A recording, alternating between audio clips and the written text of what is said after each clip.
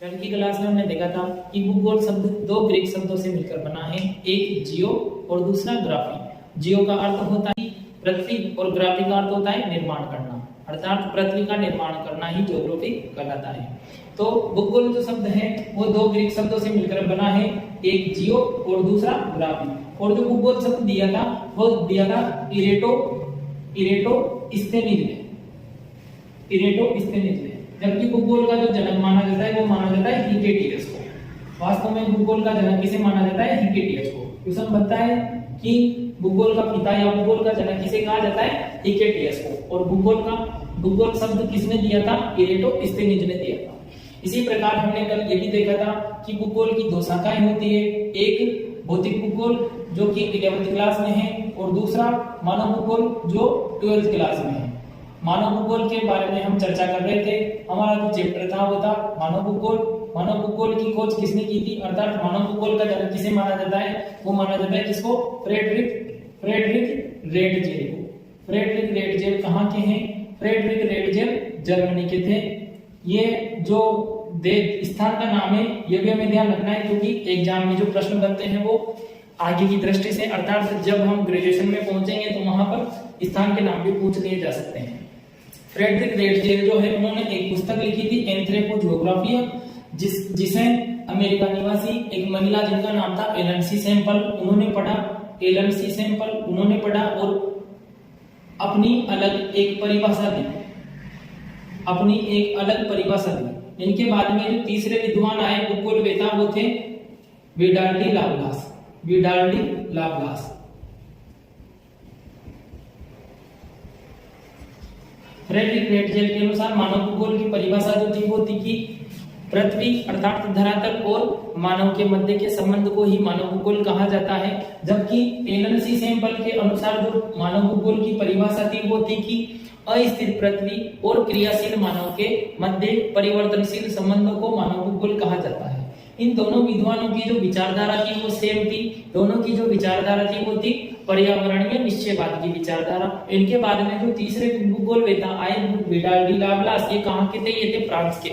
पहले Frederick Ratzel Germany के, दूसरी एलन सी सैंपल ये थी अमेरिका की, और जो तीसरे विद्वान थे विडाल्डी लाप्लास ये कहाँ के थे? ये थे फ्रांस के। इन्होंने जो मानव भूगोल की परिभाषा दी वो इस प्रकार से दी कि पृथ्वी को नियंत्रित करने वाले भौतिक नियमों और उस पर रहने वाले सभी जीवों के मध्य संबंधों के संश्लेषित ज्ञान से उत्पन्न संकल्पना को मानव भूगोल कहते हैं। इस प्रकार ये तीन जो विद्वान थे ये हमारी पाठ्य पुस्तक में दिए गए थे। ये दोनों की जो विचारधारा थी रेटजेल और एलन सी सैंपल की विचारधारा वो थी निश्चयवाद की विचारधारा। जबकि जो तीसरे विद्वान थे विडाल्डी लाप्लास, इनकी जो विचारधारा थी वो थी पर्यावरणीय। इन दोनों की विचारधारा फ्रेडरिक रेटजेल और एलन सी सैंपल की जो विचारधारा थी वो थी पर्यावरण निश्चयवाद की विचारधारा। जबकि जो तीसरे विद्वान थे विडाल्डी लाप्लास, उन्होंने जो परिभाषा दी उसके अनुसार जो विचारधारा निकल कर आई संभववाद की विचारधारा। इनके बाद में जो तीसरे विद्वान आए थे, अच्छा ये जो पर्यावरण निश्चयवाद की जो विचारधारा है इसमें प्रकृति को स्वामी माना गया है, जबकि मानव को उसका दास माना गया है। अर्थात इसमें प्रकृति को स्वामी माना गया है और मानव को पृथ्वी का दास माना गया है। जबकि संभववाद की विचारधारा के अनुसार पृथ्वी को दास, जबकि मानव को उसका स्वामी माना गया है। अर्थात ये दोनों विचारधारा एक दूसरे से बिल्कुल विपरीत थी। तो इन दोनों विचारधाराओं ने मानव को कंफ्यूज कर दिया। अब इस कंफ्यूजन को दूर करने के लिए नए भूगोलवेता सामने आए और उन्होंने अपनी एक अलग परिभाषा दी। वो थे ग्रिफिथ टेलर। इन्होंने जो विचारधारा रखी वो रखी ग्रिफिथ टेलर। इन्होंने जो विचारधारा मानव भूगोल की रखी वो रखी नव निश्चयवाद की विचारधारा। इस विचारधारा के अनुसार ना तो पृथ्वी मानव की स्वामी है और ना ही मानव पृथ्वी का स्वामी है, अर्थात दोनों किसी के भी स्वामी नहीं है।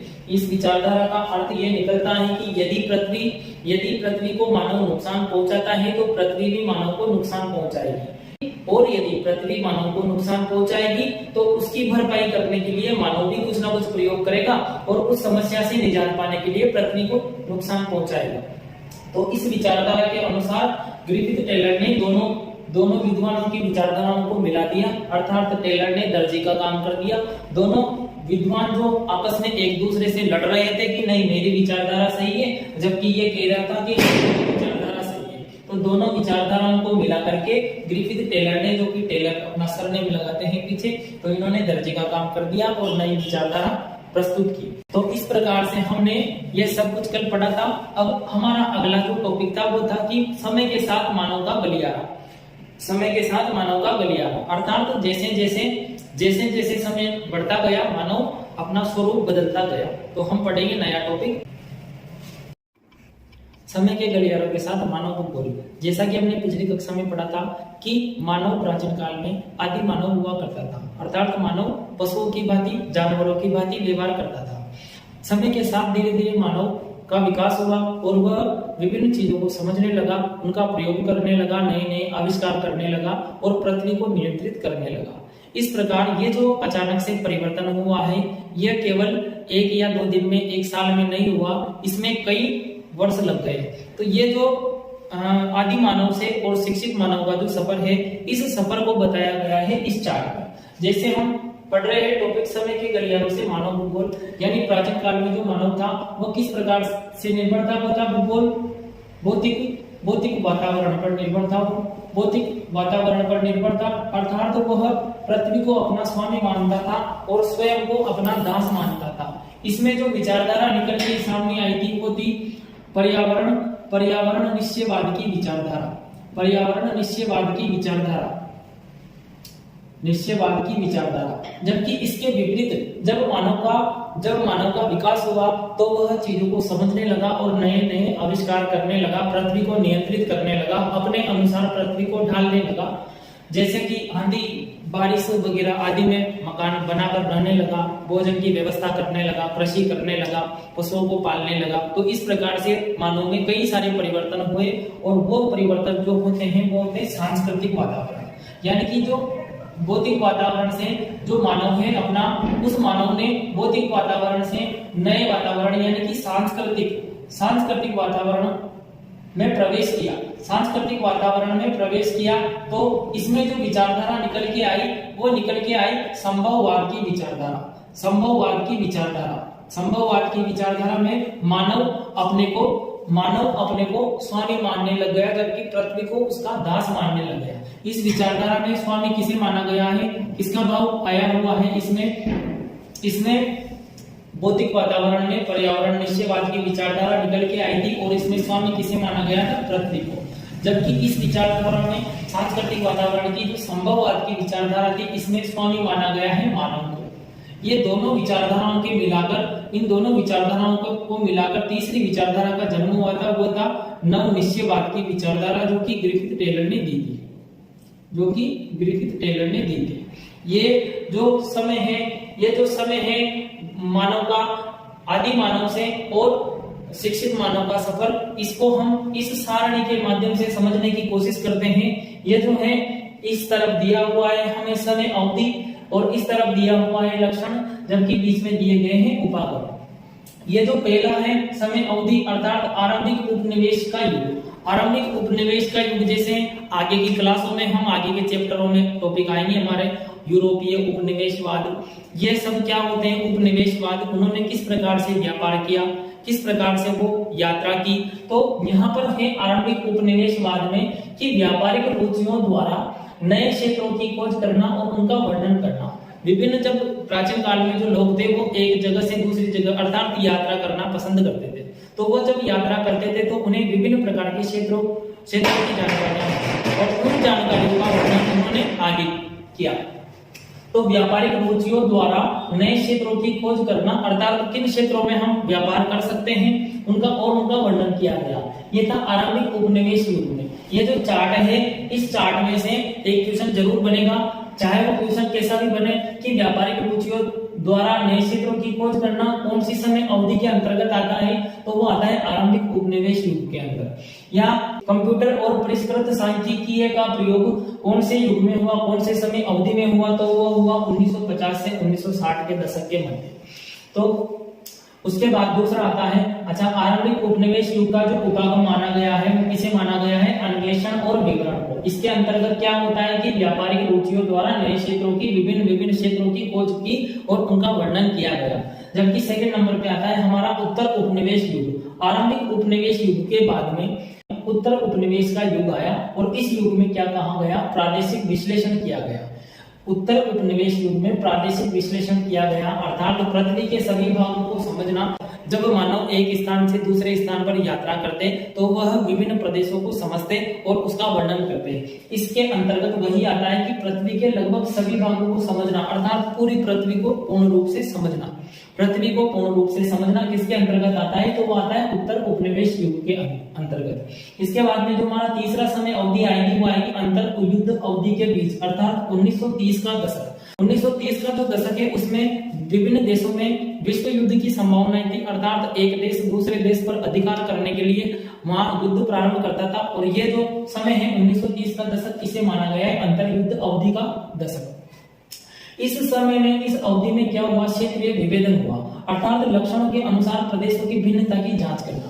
लक्षणों के अनुसार कि भाई कौन सा वाला जो प्रदेश है, जो वहां के लक्षण है, वहां के जो गुण है वो हमारे लिए सर्वव्यापी होंगे, अच्छे होंगे, कहां पर हमें फायदा होगा, कहां पर हमें नुकसान होगा, लक्षणों की पहचान करना। जैसे उदाहरण के लिए हमारे नजदीक कोटा है, तो कोटा शिक्षा की दृष्टि से महत्वपूर्ण है, तो उसका लक्षण हो गया, उसका गुण हो गया कि वहां पर शिक्षा का महत्व है, शिक्षा वहां पर अच्छी प्राप्त होगी। इसी प्रकार से हमारे पड़ोस में भीलवाड़ा भी है, तो जो भीलवाड़ा है वो किसकी दृष्टि से महत्वपूर्ण है? वो है औद्योगिक की दृष्टि से, कपड़ा उद्योग वहां पर पाया जाता है, तो वहां का गुण हो गया, वहां का लक्षण हो गया कि वहां पर कपड़ा उद्योग है, शिक्षा उद्योग है, मेडिकल की चिकित्सा की व्यवस्था है, वहां का चीनी उद्योग है, वहां ये मिल है, वहां वो मिल है। तो विभिन्न प्रदेशों को अलग अलग लक्षणों के अनुसार अलग अलग बांटना, ये अंतर्गत आता है 1930 के दशक के अंतर्गत। उसके बाद में हमारा अगला समय अवधि आएगी 1950 से 1960 के मध्य का दशक। इस दशक में, इस समय अवधि में क्या होता है? स्थानिक संगठन, अर्थात कंप्यूटर और परिष्कृत सांख्यिकी का प्रयोग किया गया। विभिन्न प्रकार के आविष्कार यहाँ पर हुए इस दशक में,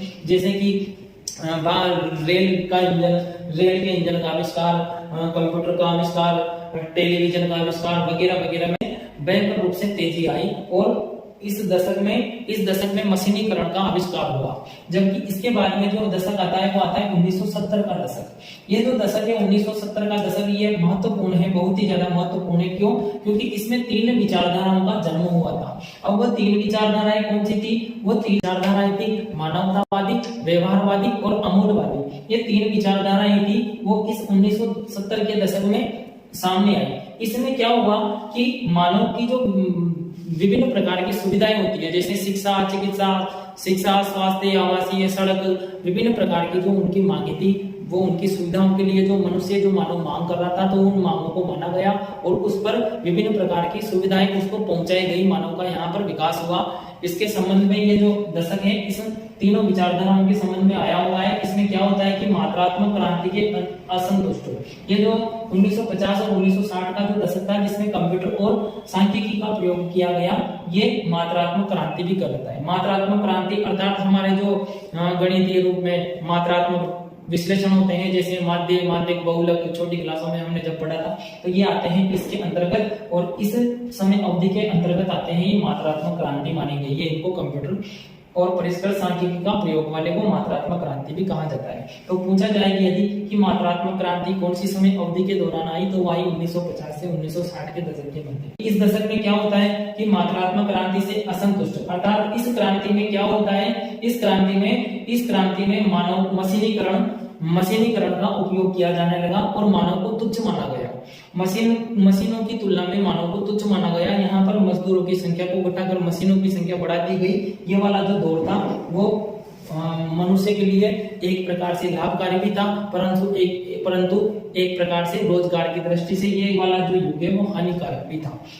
तो यहाँ पर क्या होता है कि मात्रात्मक क्रांति से असंतुष्टि जब मिली हमें, तो उसके बाद में सामाजिक और राजनीतिक रूप से प्रभावी हो गया। नेता जो है वो विभिन्न प्रकार की बातें करके और राजनीति में आए, जनता की बात मानी भी गई, कुछ की बात नहीं भी मानी गई, तो वो हम इसमें पढ़ेंगे 1970 के दशक में। उसके बाद में 1990 का जो दशक था उत्तर आधुनिकवाद माना गया है। और इसमें क्या होता है कि वैश्विक सिद्धांतों को स्थानीय रूप से समझना, वैश्विक सिद्धांतों को स्थानीय रूप से समझना। इसमें वैश्विक सिद्धांतों को स्थानीय रूप में वहां की जो भाषा है, वहां का जो बोलचाल वेशभूषा है, उस रूप में वैश्विक सिद्धांतों को, विश्व के सिद्धांतों को समझना और उसका प्रयोग करना।